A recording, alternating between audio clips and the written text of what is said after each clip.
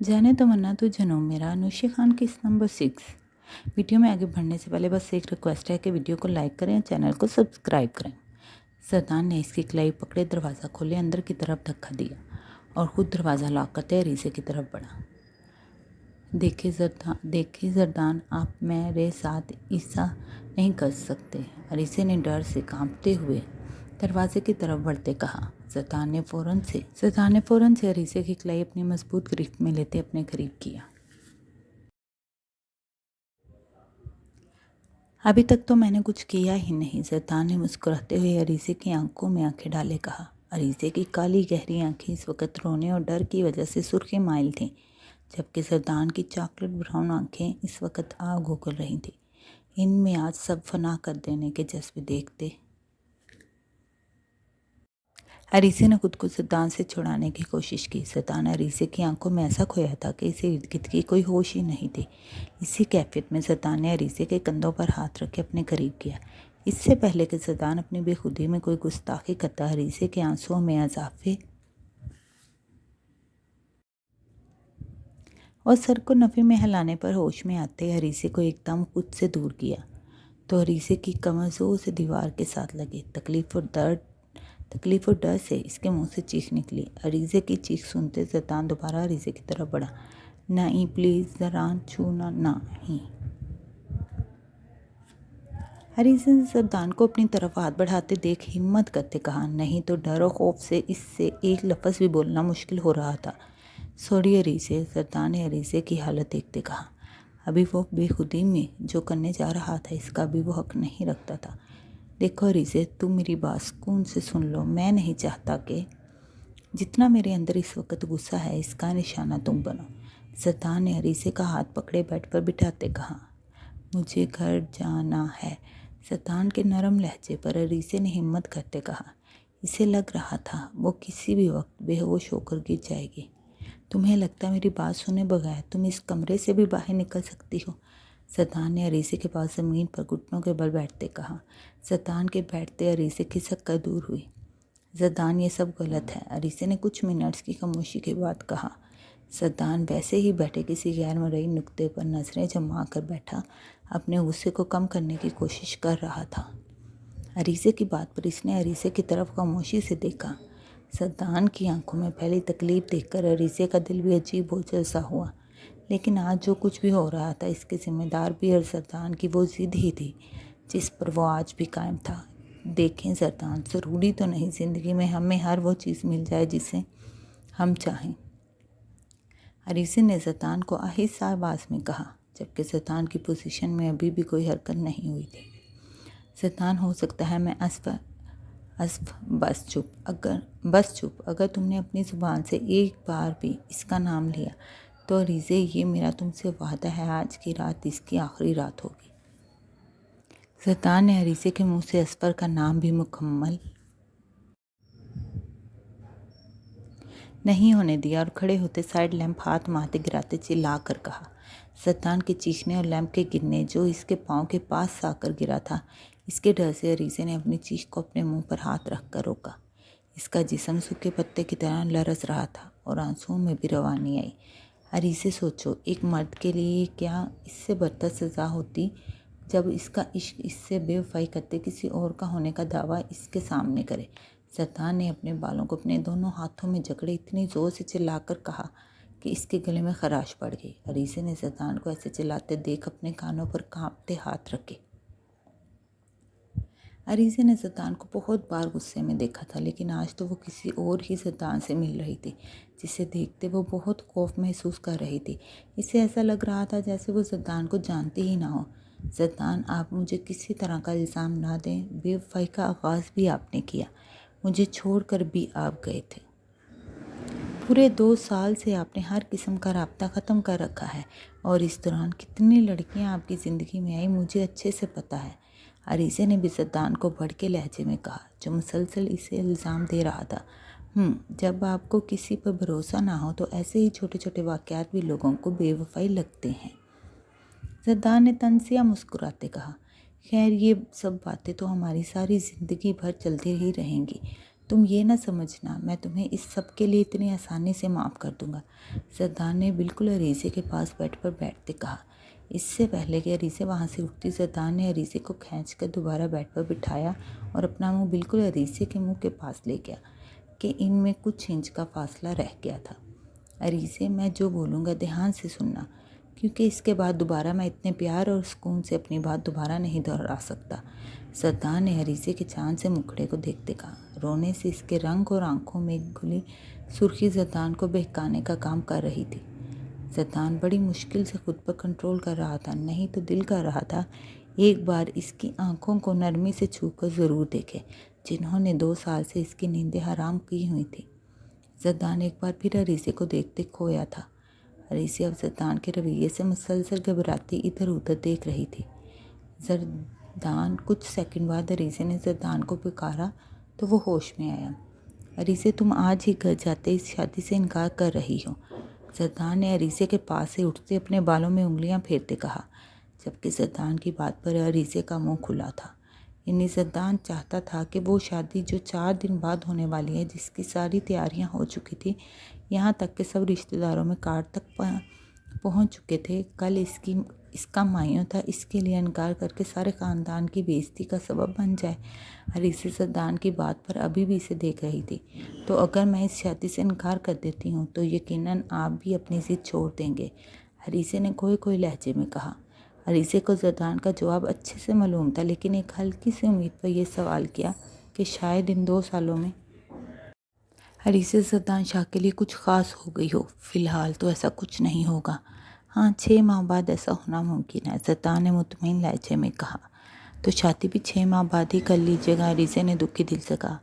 मेरा तो 6 माह बाद का ही इरादा था, लेकिन तुम्हें ही जल्दी थी, जरदान ने ड्रेसिंग के सामने खड़े होते अपने बाल कंघी करते कहा। जरदान अब कुछ पुरसुकून हो रहा था, क्योंकि अरीसे इसके सामने थी और अपना गुस्सा वो निकाल चुका था। मेरी शादी से अब आपकी शादी का कोई लेना देना नहीं, मेरी तो 4 दिन बाद हो रही, आप अपनी फिक्र करें, जब करनी हुई कर लीजिएगा, मुझे क्या, अरीसे ने मुंह बसूरते कहा। जरदान के नॉर्मल अंदाज पर बात करने पर अरीसे अब आसानी से बात कर पा रही थी। चलो, अगर तुम्हें इतनी जल्दी है तो 4 दिन बाद ही कर लेंगे, जरदान ने मुस्कुराते हुए कहा। जरदान प्लीज़, मैं सीरियस हूँ, अरीसे ने जरदान को इसकी बात सीरियस ना लेने पर कहा। अरीसे, मुझे अपनी बात बार बार दोहराने की आदत नहीं, बस तुम आज जाकर इनकार करोगी, जरदान ने सोफे पर बैठते अरीसे को घूरते कहा, जो इसका पारा दोबारा से हाई करवा रही थी। अगर तुम नहीं कर सकते मैं कर लूँगा।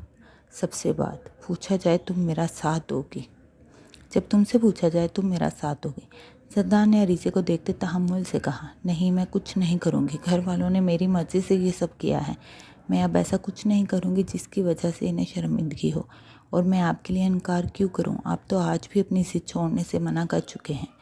अरीसे को जरदान के आज भी इससे ज़्यादा अपनी ज़िद को अहमियत देना तकलीफ से 2-4 कर गया था। जरदान की इसी ज़िद की वजह से इसने बहुत कुछ खोया था, लेकिन जरदान आज भी इससे ही कुर्बानी मांग रहा था। अरीसे ने इस बार चिल्ला कर कहा। आवाज़ आहिस्ता। जरदान अरीसे के चलाने पर सोफे से उठता इसे उंगली से वार्न कर गया। मैं कुछ नहीं बोलूँगी जरदान, क्योंकि मैं भी आप जैसे शख्स के साथ ज़िंदगी नहीं गुजारना चाहती। अरीसे ये कहती बेड से उठी और दरवाजे की तरफ बढ़ी। अच्छा राशिद, वो मलक साहब के प्रोजेक्ट वाली फ़ाइल भी ले जाओ और सुबह तक प्रेजेंटेशन तैयार कर लेना, अरहम ने बाकी फाइल्स पर साइन करते कहा। जी सर, राशिद ने सारी फाइल्स को तरतीब देते कहा। सुगना, इधर आओ, अरहम ने मुलाजमा को आवाज़ दी जो चाय के बर्तन उठाने आई थी। जाओ कमरे में बीबी जी को बोलो मेरी कबर्ड से नीले रंग की फ़ाइल दे दें। अरहम ने जानबूझकर मुलाजमा को भेजा ताकि हुदैबिया को बावर करवा सके कि ये सब काम तुम्हें ही करने हैं आगे जाकर। कुछ मिनट्स बाद मुलाजमा हाथ में मतलूबा फ़ाइल पकड़े लाउंज में दाखिल हुई।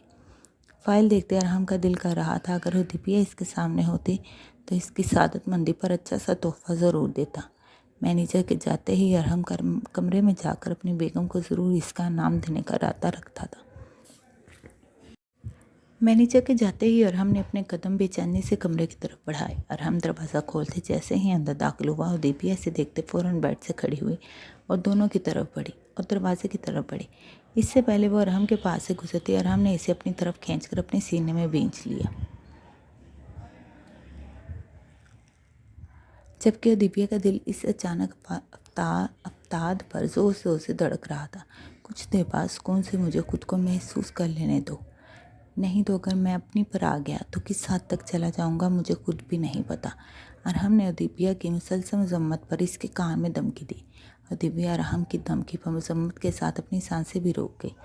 जानेमन, सांस तो लो, तुम्हारी सांस रोकने का हक मेरे अलावा तुम्हें भी नहीं। अरहम ने अदीबिया के मुंह को अपने सामने करते इसके मुंह पर फूंक मारते कहा।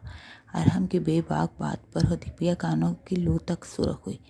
अरहम प्लीज़, आप अरीसे को बुला दें, अदीबिया ने अरहम से कहा, जो इसे ऐसे ही सीने में भींचे खड़ा था। खड़ा बालों से आती खुशबू को इनहेल करते आंखें बंद किए बस अदीबिया को महसूस कर रहा था। जरदान जब तक अरीसे को मना नहीं लेता वो अरीसे को यहाँ से जाने नहीं देगा। तो फिलहाल तुम बस चुप करके मुझे खुद को महसूस करने दो। अरहम ने अदीबिया की कमर पर बेबाकी से हाथ फेरते कहा।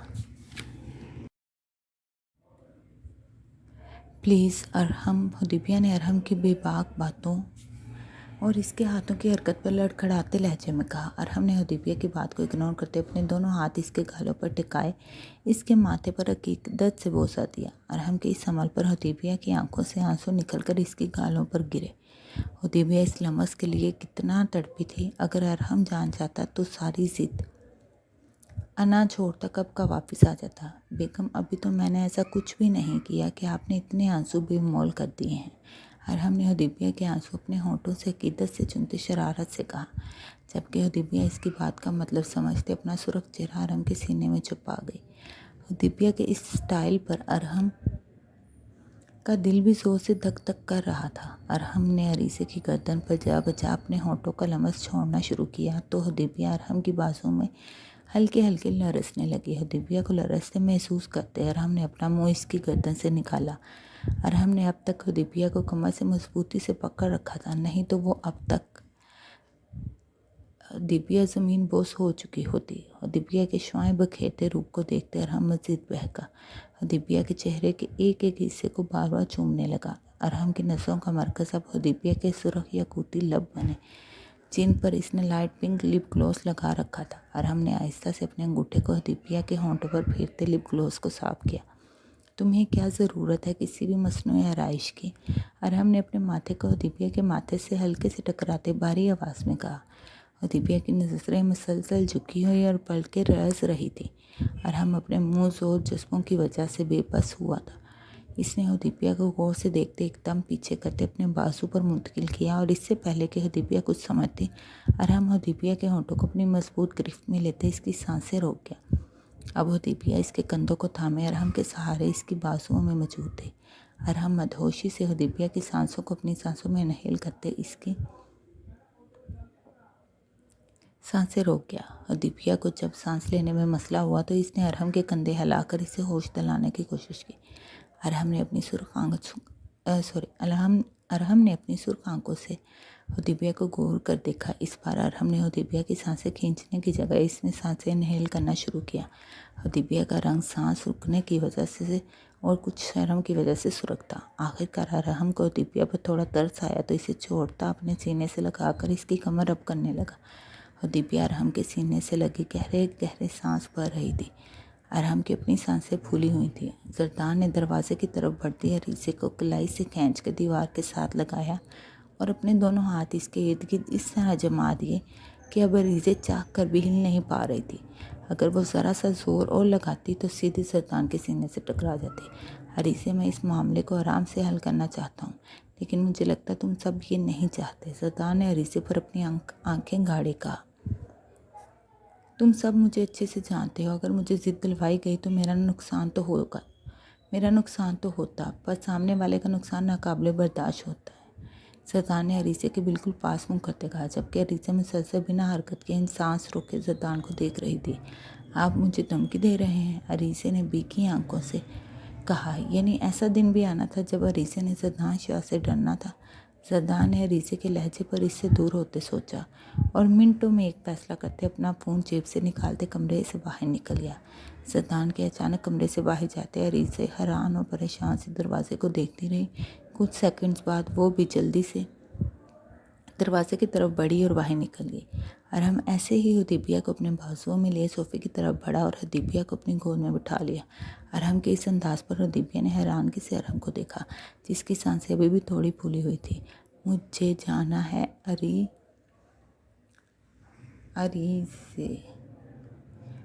अरीज़ें इंतज़ार कर रही होगी। हदीबिया ने शर्म से सर झुकाए कहा। अरहम के आज के सब अंदाज ही हदीबिया को बुखलाने पर मजबूर कर रहे थे। चली ही जाना तुमने मुझे तड़पते छोड़कर। अरहम ने हदीबिया के बालों में लगे कैचर को उतारा तो इसके लंबे सिल्की बाल इसकी कमर पर बिखर गए, जिन पर अरहम हाथ फेरते इनकी नरमी महसूस करते हदीबिया का मुंह अपनी तरफ कर गया।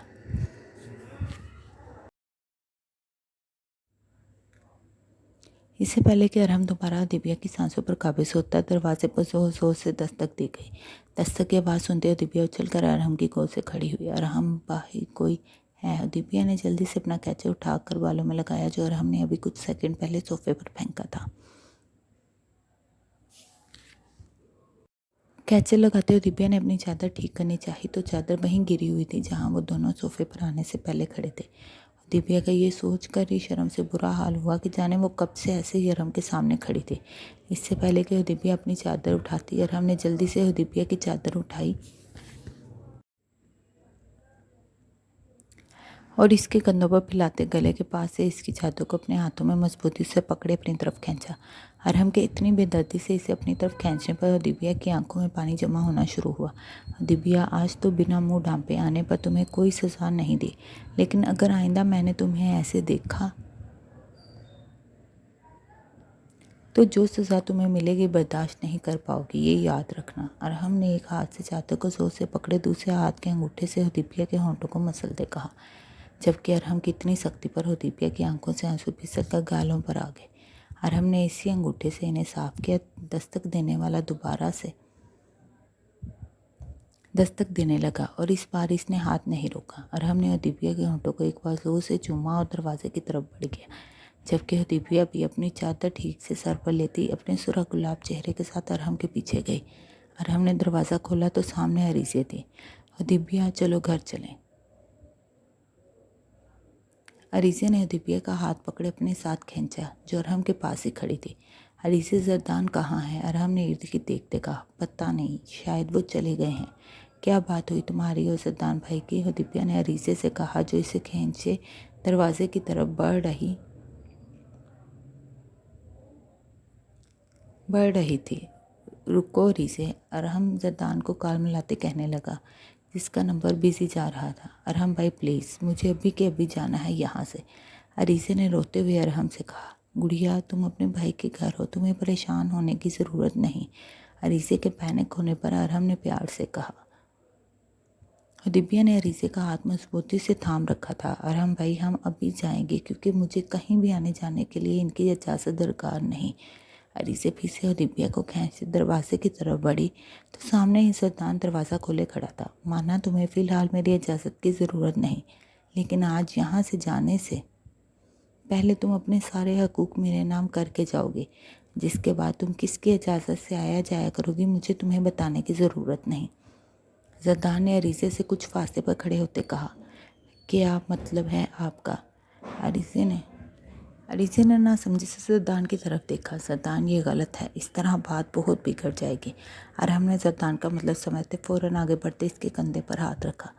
हदीबिया भी बात समझते परेशान हो गई। वो तो इस वक्त को पछता रही थी जब वो यहाँ अरीज़े को लाई थी। अब तक जो हो रहा, क्या वो ठीक है? जरदान ने अपनी सुर्ख आंखों से अरहम से पूछा। तो हम सब ठीक कर लेंगे। नहीं, जरदान ने पथरीले लहजे में कहा। थोड़ी देर में सिकंदर मौलवी साहब को लेकर पहुंच रहा। अरीज़े तब तक यहाँ से नहीं जाएगी जब तक हमारा निकाह नहीं हो जाता। जरदान की बात पर हदीबिया ने अपना हाथ दिल पर रखा। मैं ये शादी किसी सूरत नहीं करूँगी, समझे आप? अरीज़े अपना हाथ हदीबिया से छुड़वाती जरदान की तरफ बढ़ी और इसके कॉलर को पकड़े चला कर कहा, जबकि जरदान ने गुस्से से इसके हाथ अपने कॉलर से झटके। आज तो ये हरकत कर ली, आइंदा की तो मुझसे बुरा कोई नहीं होगा। जरदान ने अरीज़े की कलाई को जोर से पकड़े वार्न किया। आपसे बुरा कोई है भी नहीं। अरीज़े ने गुस्से से अपनी कलाई छुड़वाई, जो जरदान ने आसानी से छोड़ दी। वो सिर्फ इसे वार्न कर रहा था, वरना इसे तकलीफ़ देना इसका मकसद नहीं था। दिव्या तुम इसे अंदर ले जाओ। जरदान ने दिव्या को मुखातिब किया, जो इस सारी सिचुएशन में परेशान सी खड़ी थी। मैं कहीं नहीं जाऊंगी और ना ही कोई निकाह करूंगी मिस्टर जरदान। अरीसे ने जरदान की आंखों में आंखें गाड़े कहा, मैं कोई खिलौना नहीं हूँ आपका जरदान साहब। जब दिल किया खेल लिया और जब दिल किया छोड़ दिया। अरीसे ने तंजिया कहते रोते हुए मुस्कुराई। जरदान ने अपनी दोनों मुट्ठियों को जोर से भींच के कुछ सख्त बोलने से रोका, जबकि इसके मुंह का सुर्ख रंग और माथे पर उभरी वेन्स इसकी बर्दाश्त दिखा रही थी। अरीसे, इतना बोलो जितना बाद में बर्दाश्त कर सको, जरदान ने सख्ती से कहा। दिव्या, तुम अरीसे को कमरे में लेकर जाओ। अरहम ने अरीसे और जरदान, जो एक दूसरे को घूर रहे थे, के दरमियान आते हुए दिव्या से कहा, मैं कहीं नहीं जाऊंगी भाई। अरीसे ने दिव्या का हाथ झटकते कहा, अरीसे प्लीज़, तुम बस 5 मिनट अंदर जाओ, इसके बाद मैं खुद तुम्हें छोड़ कर आऊँगा।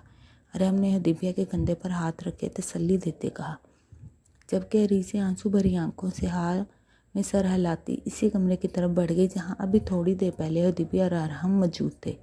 अरीसे के कमरे की तरफ बढ़ते ही दिव्या भी इसके पीछे गई, जबकि जरदान लाउंज में रखे सोफे की तरफ बढ़ गया। जरदान, ये सब तुम क्या कर रहे हो? अरहम ने जरदान के पास जाते गुस्से से कहा। जो ठीक है वो ही कर रहा। जरदान ने बेनियाजी से सोफे से टेक लगाते कहा, नहीं जरदान, ये बिल्कुल ठीक नहीं, इस तरह प्रॉब्लम्स और बढ़ जाएंगी। बढ़ती हैं तो बढ़ जाएं, लेकिन इन प्रॉब्लम्स में मेरे दिल को ये तसल्ली होगी कि अरीसे के साथ मेरा नाम जुड़ चुका हमेशा के लिए। जरदान ने पुरसकून अंदाज में कहा। जरदान, मैं तुम्हें ऐसा करने नहीं दूंगा। जरदान ने सुर्ख आंखों से अरहम को देखा। अरहम ने अपने दोस्त की आंखों में पहले दर्द को देखते अपनी नज़रें फेरी। अरहम, तुम जानते हो ना अरीसे मेरे लिए क्या है? जरदान ने खोए खोए लहजे में कहा। जरदान, ये मेरा तुमसे वादा है, मेरे जीते जी अरीसे की शादी किसी और से नहीं होगी। बस मुझे एक बार कोशिश करने दो। अगर सब मेरे मुताबिक ना हुआ तो तेरा और अरीसे का निकाह मैं खुद करवाऊंगा, जैसे भी मुमकिन हुआ। अरहम ने जरदान के पास ज़मीन पर बैठते इसके घुटनों पर हाथ रख के कहा, अरहम, लेकिन इस सब में तुम मेरा राज किसी को नहीं बताओगे। जरदान ने अरहम से कहा, ठीक है, इस राज को बताए बिना ही पूरी कोशिश करूँगा, लेकिन इस कोशिश में तुम्हें भी मेरा साथ देना होगा। अरहम ने खड़े होते मुस्कुराते कहा, ज़रूर, तुम जो कहोगे मैं मानूंगा, वादा करो। अरहम ने अपनी सुर्खों सफ़ेद हथेली जरदान के आगे की। मेरा ख्याल है तुम्हें वादा लेने की ज़रूरत नहीं। जरदान शाह अपने अल्फाज से पीछे नहीं हटता। जरदान ने इसके हाथ को इग्नोर करते टांग पर टांग रखते कहा, ओके जी, मैं ज़रा जाकर अपनी बीवी का हाल पूछ लूँ।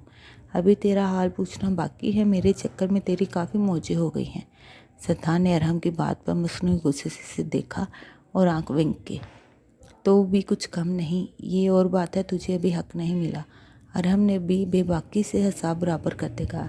इससे पहले कि अरहम कमरे की तरफ बढ़ता, फ्लैट की बेल बजी। सिकंदर होगा, सरदार ने कहा। नहीं, सिकंदर नहीं है, इसे तो मैं मैसेज करके मना कर चुका। अरहम ने एक और बम सरदार के सर पर फोड़ा।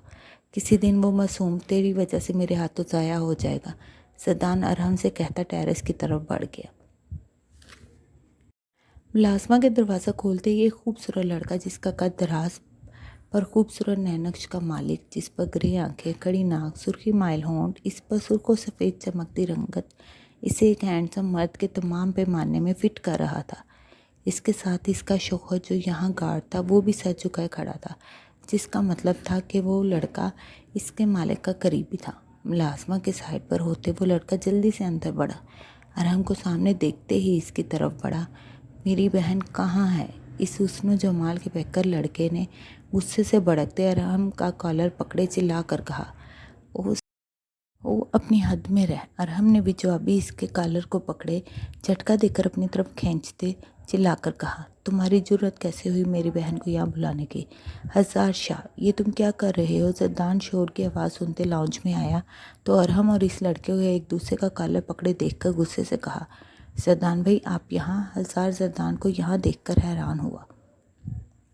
हाँ मैं यहाँ, लेकिन तुम ये क्या कर रहे हो? क्या बड़े छोटे की तमीज़ भूल गए हो?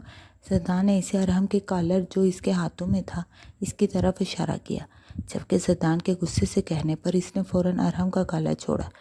भाई बड़ों को भी चाहिए ऐसे काम करे जो छोटे इनकी इज्जत कर सके। हज़ार ने अरहम को घूरते कहा, जो हज़ार को ही घूर रहा था, जबकि हज़ार अब जरदान की तरफ बढ़ता इसके गले लगा। मिस यू भाई पागल, जरदान ने भी इसे अपने हज़ार में लिए प्यार से कहा। भाई सच में, हज़ार ने छोटे बच्चों की तरह कहा। मिस यू टू मेरी जान, सरदार ने हज़ार को अपने गले से लगाए कहा, जबकि अरहम इस मल्लाप पर आग बगोला हो रहा था। सरदार को लेकर इसकी दोस्ती ऐसे ही थी, पोजेसिव सी। अब अगर तुमने मिल मिला लिया हो तो बताओगे मेरे घर तशरीफ़ क्यों लाए हो? साहब, अरहम की आवाज़ पर जरदान और हज़ार ने एक दूसरे से अलग होते देखा। जरदान ने अरहम को बाज रहने का इशारा किया, लेकिन वो अरहम ही क्या जो दूसरे की बात सुन ले, वो भी अपने दुश्मनों के मामले में। मैं आपके मुंह लगने नहीं आया, मैं सिर्फ अपनी बहन को लेने आया हूँ। हज़ार जरदान को यहाँ देखकर थोड़ा पुरसकून हुआ था, नहीं तो जब से गार्ड ने इसे बताया था कि हदीबिया अरहम के फ्लैट पर है, वो इस वक्त से अंगारों पर लौट रहा था। अपनी मीटिंग छोड़ते सीधा यहाँ पहुँचा था, अरहम के होश ठिकाने लगाने। साहब, आपको लगता है आपकी बहन के मुंह लगने के बाद आप जैसे को मुंह लगाऊंगा मैं? अरहम बेबाकी से कहते सोफे पर जा बैठा, जबकि अरहम की बात सुनते हज़ार का सारा खून मुंह पर जमा हुआ। इसने गुस्से से अपनी मुट्ठियाँ भींचे अरहम को घूरा, जो मुस्कुराते हुए हज़ार को ही देख रहा था। जरदान भाई, हदीबिया को बुला दें प्लीज़, हज़ार ने जरदान को देखते कहा, जो अरहम को देखते सर नफ़ी में हिला रहा था, जैसे अरहम ला इलाज हो। हदीबिया कहीं नहीं जाएगी, अरहम ने सोफे पर बैठे ही कहा, जबकि दरवाजे से बाहर आती हदीबिया ने दीवार का सहारा लिया, जो हज़ार की आवाज़ सुनते फ़ौरन बाहर आई थी। तो गाइस, आज के एपिसोड कैसी लगी? इससे अगली एपिसोड में कुछ राज़ों से पर्दा उठेगा, कुछ रिश्ते क्लियर होंगे और कुछ पंगे होना तो लाजमी है, और आज के हीरो की हीरोइन से भी मिलवाया जाएगा। अगली एपिसोड आने से पहले आप सबसे बस एक रिक्वेस्ट है, चैनल को सब्सक्राइब करें और वीडियो को लाइक करें।